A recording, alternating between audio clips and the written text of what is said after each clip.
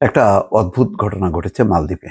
সেখানে প্রেসিডেন্টকে কালো জাদু করার অভিযোগে মন্ত্রী গ্রেপ্তার হয়েছে। যেই মন্ত্রী গ্রেপ্তার হয়েছে তিনি হচ্ছেন ফাতিমাত শামনাজ আলী সালিম নামের এই এক নারী।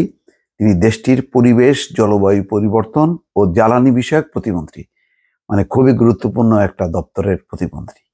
তার বিরুদ্ধে অভিযোগ তিনি প্রেসিডেন্ট মুইজ্জুকে কালো জাদু করেছেন। কালো জাদু মানে একটা খারাপ, এক ধরনের অভিশাপ দেয়া বা এক ধরনের খারাপ কাজের দিকে ধাবিত করা। এটা আমাদের দেশেও প্রচলিত আছে গ্রামে গঞ্জে। তো সেটি যে মালদ্বীপে আছে, মালদ্বীপেও যে এই ধরনের কালচার আছে, এটা আমার জানা ছিল না। অন্তত এই খবরের মধ্য দিয়ে সেটি জানা গেল। এবং সবচেয়ে বড় কথা হলো যে কত বড় ঘটনা যে ক্যাবিনেট, একজন স্টেট মিনিস্টার ক্যাবিনেটে, তিনি কালো জাদু করেছেন প্রেসিডেন্ট মুইজ্জুকে এবং তাকে গ্রেপ্তারও করা হয়েছে, তাকে সহ তার সহযোগীদেরকে। বার্তা সংস্থা এএপির প্রতিবেদনে বলা হয়েছে মালদ্বীপের পুলিশ দেশটির একজন পরিবেশ প্রতিমন্ত্রীকে গ্রেপ্তার করেছে বৃহস্পতিবার। তবে দেশটির মিডিয়া রিপোর্টে বলা হয়েছে প্রেসিডেন্টের উপর কালো জাদু করার জন্য তাকে অভিযুক্ত করা হয়েছে। দ্য সান নামের মালদ্বীপের একটি স্থানীয় সংবাদ মাধ্যম জানিয়েছে প্রেসিডেন্ট ডক্টর মোহাম্মদ মুইজ্জুর উপর কালো জাদু করার দায়ে শামনাজকে গ্রেপ্তার করা হয়েছে বলে খবর পাওয়া গেছে। তবে মালদ্বীপের পুলিশ এই প্রতিবেদনটি নিশ্চিত বা অস্বীকার কোনোটি করেনি। তারা অফিসিয়ালি এখন এটা অ্যানাউন্সমেন্ট দেয়নি। পুলিশ জানিয়েছে পরিবেশ, জলবায়ু পরিবর্তন ও জ্বালানি প্রতিমন্ত্রী ফাতিমাজ শামনাজ আলী সালিমকে গত রোববার রাজধানী মালে থেকে অন্য দুজনের সঙ্গে গ্রেপ্তার করা হয়। তার মানে তার সহযোগী আরো দুজন আছে। তাকে তদন্তের জন্য 1 সপ্তাহের জন্য হেফাজতে রাখা হয়েছে বলেও কর্মকর্তারা জানিয়েছেন। তবে তার গ্রেপ্তারের কারণ সম্পর্কে কোনো বিবরণ পুলিশ দেয়নি। মুসলিম সংখ্যাগরিষ্ঠ মালদ্বীপে বিদ্যমান দণ্ডবিধির অধীনে জাদুবিদ্যা করা কোনো ফৌজদারি অপরাধ নয়। তবে এই ধরনের কর্মকাণ্ডে ইসলামিক আইনের অধীনে 6 মাসের কারাদণ্ড হতে পারে।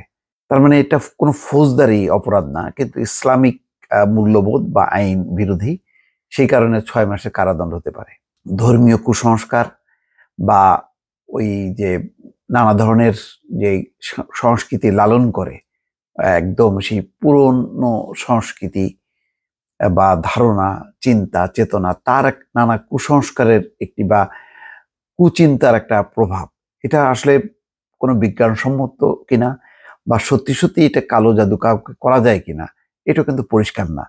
তো অদ্ভুত ব্যাপার হচ্ছে এটা যদি রাষ্ট্রীয়ভাবে মেনে নেওয়া হয় এবং পুলিশ যদি সেটা বিশ্বাস করে এই প্রতিমন্ত্রীকে গ্রেপ্তার করা হয়, তাহলে এটা একটা আন্তর্জাতিক সংবাদ। কেননা এটা সত্যি কোনো প্রভাব পড়েছে কিনা এবং কিভাবে কালো জাদু করলো, কোন পদ্ধতিতে করলো, এই বিষয়টা একটা খোলাসা হওয়া উচিত।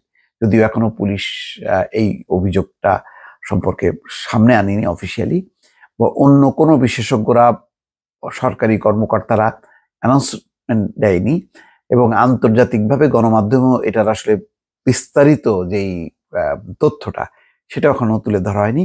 কিন্তু অন্তত মানে বলা হচ্ছে যে কালো জাদুর কারণেই এই প্রতিমন্ত্রীকে গ্রেপ্তার করা হয়েছে। তবে কেন প্রতিমন্ত্রী এই কাজটি করতে যাবেন? ক্যাবিনেটে কি তাহলে কোনো দ্বিধা বিভক্তি আছে, শত্রু আছে? যদিও মুইজ্জু খুব কঠিন সময় পার করছেন।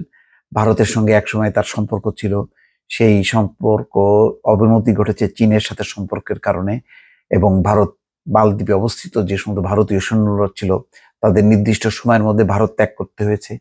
তো এখানে ভারতেরও কোনো প্রভাব আছে কিনা ওই প্রতিমন্ত্রীর মাধ্যমে? মোট কথা, এটা কি স্থানীয় কোনো মানে চক্রান্ত, বিরোধ, নাকি আন্তর্জাতিক কোনো প্রভাব আছে? এই বিষয়টি কিন্তু এখন সামনে চলে আসবে আস্তে আস্তে। দর্শক, ভালো থাকবেন। আল্লাহ হাফেজ।